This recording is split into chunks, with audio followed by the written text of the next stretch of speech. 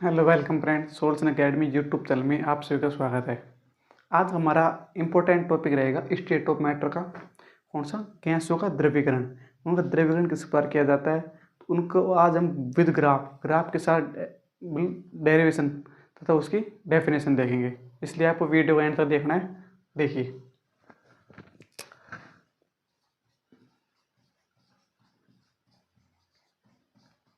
गैसों का द्रवीकरण। देख, गैसों का द्रवीकरण क्या होता है। गैसें, मैंने आपको बताया था कि गैसें क्या होती हैं, उच्च ताप पर, हाई टेम्परेचर पर तथा निम्न दाब पर गैसें गैसीय रूप में होती है। लेकिन जैसे जैसे ताप को कम करेंगे तो दाब को बढ़ाया जाएगा। ताप को कम करेंगे और दाब को बढ़ाया जाएगा, तो वे क्या होगी, गैस से वो धीरे धीरे द्रवीकरण होना स्टार्ट हो जाएगा। तो एक वैज्ञानिक थे, कौन? तो क्या है, देखिए डेफिनेशन। गैसों का ताप कम करके तथा दाब को बढ़ाकर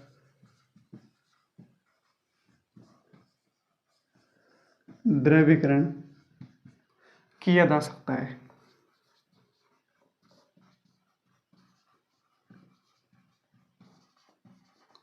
एक वैज्ञानिक थॉमस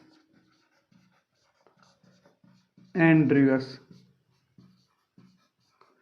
ने क्या किया, 30.69 डिग्री सेंटीग्रेड तापमान यानी कि लगभग 31 डिग्री सेंटीग्रेड तापमान पर CO2 गैस का द्रवीकरण किया।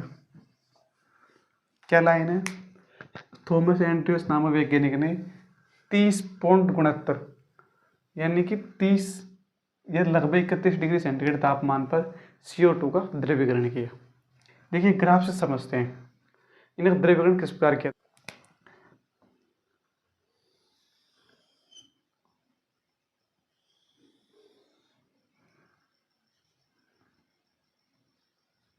देखिए, ये है हमारा P और ये है हमारा V। P और V में ग्राफ देखा था बॉयल के नियम में। किस प्रकार ग्राफ प्राप्त होता है, P और V का इस प्रकार का ग्राफ प्राप्त होता है। देखिए, हम क्या करें, गैसों का द्रवीकरण कर रहे हैं। गैसों का द्रवीकरण के लिए क्या शर्त है, ताप कम होना चाहिए और दाब अधिक होना चाहिए। तो देखिए यहाँ पर अब जैसे जैसे अब द्रवीकरण कैसे होगा, उसका आयतन अधिक होगा। गैसों का द्रवीकरण कैसे होगा, उसका आयतन भी तो अधिक होना चाहिए। यहाँ पर देखिए आयतन सबसे अधिक है। इसके लिए पहले एक लोब बनाते हैं।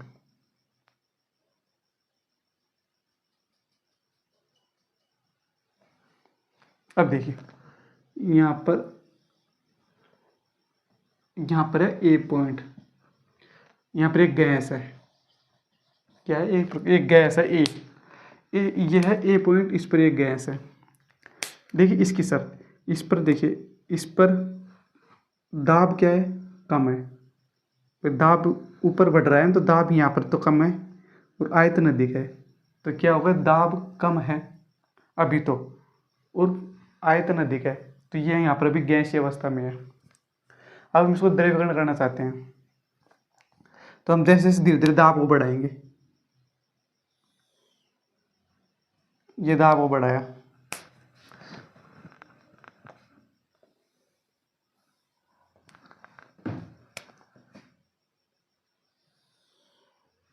देखिए धीरे धीरे दाब को बढ़ाएंगे। दाब बढ़ाया,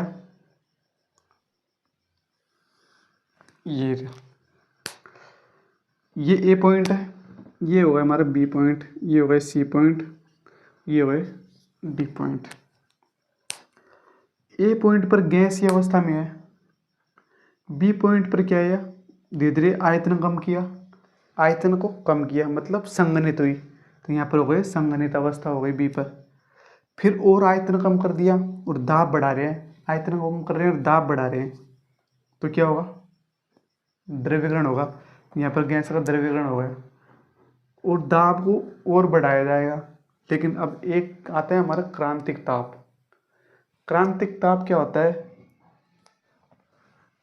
लेकिन एक होता है क्रांतिक ताप, वह ताप होता है जिसके ऊपर चाहे कितना भी दाब बढ़ा दिया जाए।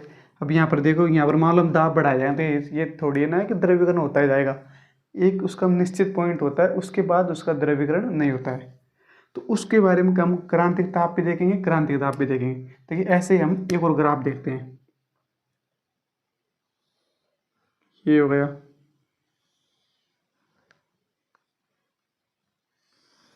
एक ये ग्राफ हो गया।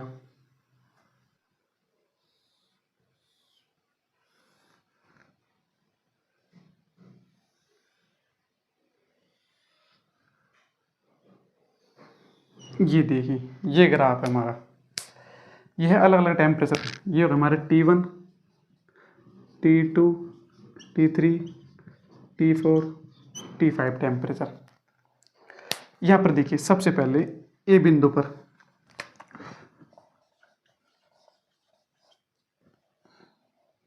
यहाँ पर ए पॉइंट जिस पर ये गैसीय अवस्था में है।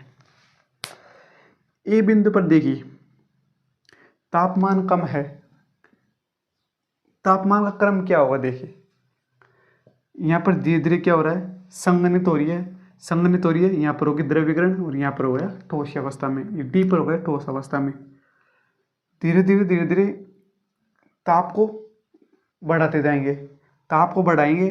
उस ताप बढ़ाने पर क्या होता है, गैसीय अवस्था, द्रवीकरण गैसीय अवस्था में परिवर्तित हो जाती है। भाई ताप बढ़ाएंगे, यही तो शर्त है हमारी कि ताप बढ़ाने पर और दाब कम करने पर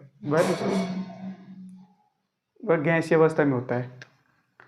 तो यहाँ पर देखिए ये T1 है, T1 पर टेम्परेचर कम है, टेम्परेचर कम है तो गैसीय अवस्था में है। फिर आए संघनित अवस्था में, फिर धीरे धीरे दाब बढ़ा रहे हैं तो क्या होगा, द्रवीकरण। और फिर एक यहाँ पर देखिए यह पॉइंट,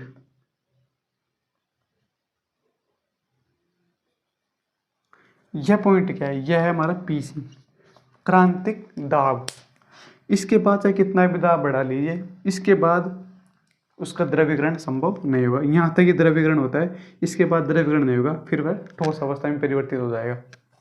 इस प्रकार T2 है, और ताप बढ़ाया हमने, फिर दूसरा ग्राफ प्राप्त हुआ, फिर और ताप बढ़ाया, तीसरा ग्राफ प्राप्त हुआ, और ये है हमने लास्ट टेम्परेचर बढ़ाया। तो ये हो हमारा आदर्श गैस का समीकरण, आदर्श गैस का बॉयल का समीकरण ऐसा है तो सा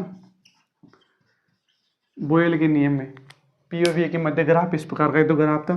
तो ये है हमारा अलग अलग स्थिति पर द्रवीकरण का ग्राफ। आशा करता हूँ आपको समझ में आया, नहीं समझ में आया तो एक बार और देखिए। सबसे पहले हमने V आयतन बढ़ाया, यहाँ पर आयतन सबसे ज़्यादा है, यहाँ पर आयतन कम है।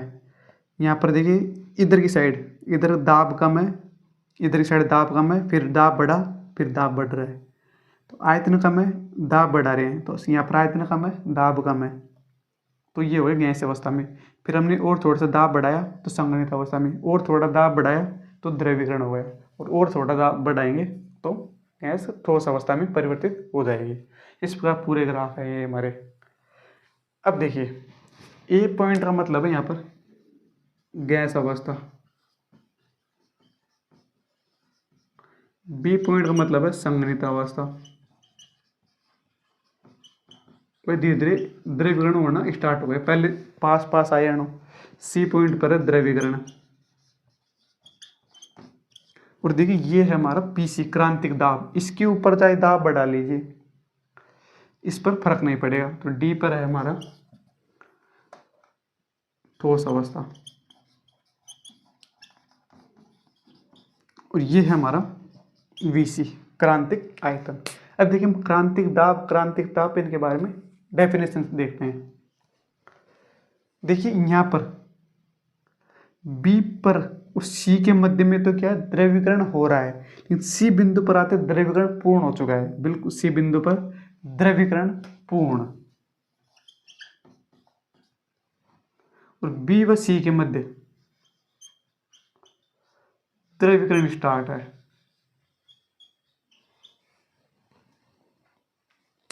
नंबर फर्स्ट, क्रांतिक ताप T। क्रिटिकल टेम्परेचर क्या होता है? क्रांतिक ताप वह ताप होता है जिसके ऊपर वह न्यूनतम या अधिकतम ताप, जिसके ऊपर कितना भी दाब बढ़ा लीजिए उसका गैसों का द्रवीकरण संभव नहीं है। तो क्या है, वह न्यूनतम, वह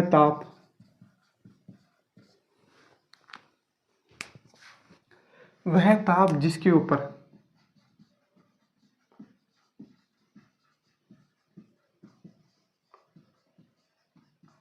कितना भी दाब बढ़ाया जाए गैस का द्रवीकरण संभव नहीं है। यानी वह फिक्स ताप जिसके बाद में कितना भी दाब बढ़ा जाए गैस का द्रवीकरण संभव नहीं है। इसका फॉर्मूला होता है TC बराबर 8A/27 RB। ये होता है हमारा क्रांतिक ताप। अब जैसे जैसे हम A/B, यहाँ पर देखिए A/B का मान बढ़ेगा तो TC का मान ही बढ़ेगा और गैसों का द्रवीकरण हो जाएगा, गैसों का द्रवीकरण आसानी से हो जाएगा। तो क्रांतिक ताप क्या ताप होता है, वह ताप जिसके ऊपर कितना भी दाब बढ़ाया जाए उसके बाद में उसका गैस का द्रवीकरण संभव नहीं होता है। यह फिक्स ताप चाहिए हमको। नंबर सेकंड, क्रांतिक दाब PC क्या है, वह क्रांतिक ताप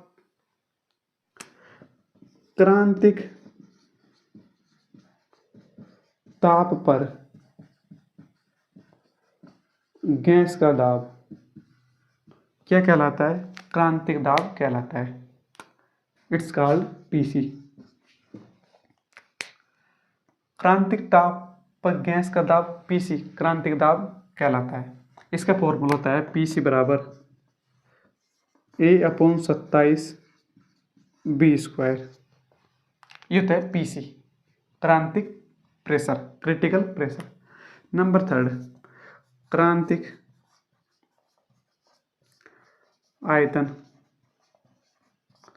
ये क्या है VC।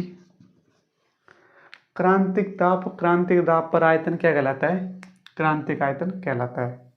क्रांतिक ताप और क्रांतिक दाब पर आयतन VC क्रांतिक आयतन कहलाता है। क्रिटिकल VC बराबर 3B, ये इसका फॉर्मूला हो गया। क्रांतिक ताप हो गया, क्रांतिक दाब हो गया, क्रांतिक आयतन हो गया। अब देखिए क्रांतिक घटना पर Z का मान, इंपोर्टेंट टॉपिक है, अक्सर एग्जाम में क्वेश्चन पूछा जाता है। क्रांतिक घटना पर Z का मान क्या होता है, देखिए PV बराबर RT, क्रांतिक क्रिटिकल के फॉर्म में लिख दिया हमने। PC VC बराबर RTC। PC का मान क्या था हमारा A/27 B² इंटू VC बराबर था 3B R 8A/27 B²। अब देखिए यहाँ पर 27B से 27B कैंसिल, सही है, और यहाँ पर RB है ओनली, 27B इससे ये कैंसिल हो गया और A से A कैंसिल हो गया तो R बराबर हो जाएगा। देखिए 3 बराबर 8। R का मान तो नियत होता है, ये तो स्थिति पर निर्भर करता है कि दाब के साथ है या ऊर्जा के साथ है। 3 बराबर 8 मतलब 3/8 Z। यहाँ पर Z का मान क्या है, 8 का भाग यदि 3 में देंगे तो 1 से कम होगा, Z का मान हो गया 1 से कम, अर्थात द्रवीकरण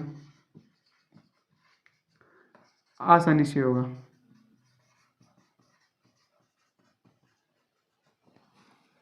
ये हमारा क्रांतिक घटना पर Z का मान PC VC बराबर RTC। इसको काटा पीटा किया तो 3/8 ये हो गया हमारा जेड का मान। आशा करता हूँ दोस्तों आपको टॉपिक समझ में आया है। विद ग्राफ हमने गैसों के द्रव्यकरण को समझा दिया है। नेक्स्ट वीडियो में हम आपको क्या समझाएंगे, गैसों के अणुओं का वेग, वो किस किस वेग से वे गति करते हैं। थैंक यू दोस्तों, वीडियो को एंड तक देखने के लिए बहुत बहुत धन्यवाद।